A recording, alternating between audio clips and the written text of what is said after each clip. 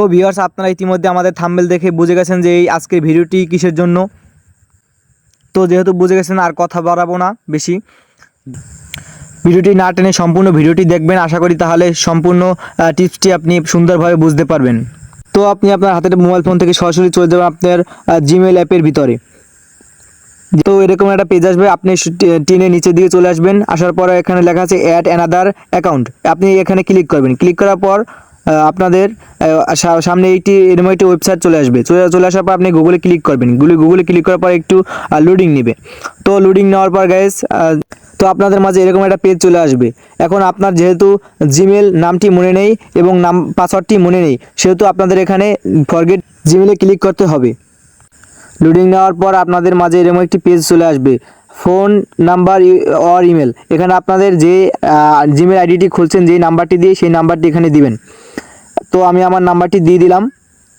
তো দেওয়ার পর এখানে আপনি নেক্সট বাটনে ক্লিক করবেন। ক্লিক করার পর এখানে আপনার যে নাম দিয়েছিলেন বা আপনার নিজের নামটি লিখবেন। নেক্সটে ক্লিক করুন। নেক্সটে ক্লিক করার পর এখানে কিছুক্ষণ লোডিং নেবে। এখানে আপনার নাম্বারটি যাচাই করা হচ্ছে যে আপনার এই নাম্বারটি দিয়ে কোনো অ্যাকাউন্ট খোলা আছে কিনা। তো আমাদের ইতিমধ্যে চলে আসছে, দেখুন আমার এই কয়টি অ্যাকাউন্ট খোলা আছে আমার নাম্বারটি দিয়ে, সেই অ্যাকাউন্ট সব কয়টি চলে আসছে।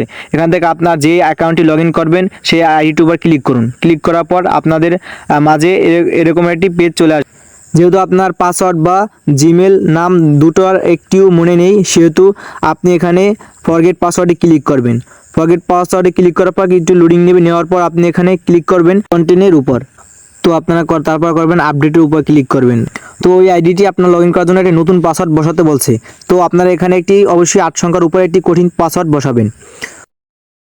চেঞ্জ পাসওয়ার্ডে ক্লিক করবেন। ক্লিক করবেন, করার পর আপনাদের এখানে লেখা আসবে আই এগ্রিতে অবশ্যই ক্লিক করবেন। তারপর কিছুক্ষণ লোডিং নেওয়ার পর আপনাদের আইডিটি সম্পূর্ণভাবে লগ ইন হয়ে যাবে। তো দেখতে পাচ্ছেন যে আইডিটি লগ ইন হয়ে গেছে। এখন আপনারা সরাসরি এখান থেকে বের হয়ে যাবেন। এখান থেকে বের হওয়ার পর আপনি চলে যাবেন আপনার ফোনের জিমেল অ্যাপের ভিতরে। এই জিমেল অ্যাপের ভিতর যাওয়ার পর আপনি আপনার আইডির লোগোর উপর ক্লিক করবেন। তো আমি আমার আইডির উপর লোগোর উপর ক্লিক করলাম। তো এখন আপনার যেই আইডি লগ ইন করেছেন সেটি সবার নিচে থাকিবে। তো আমার আইডিটা দেখতেছেন সবার নিচে, এই যে এমডি জাহেদুল লাস্টে 80।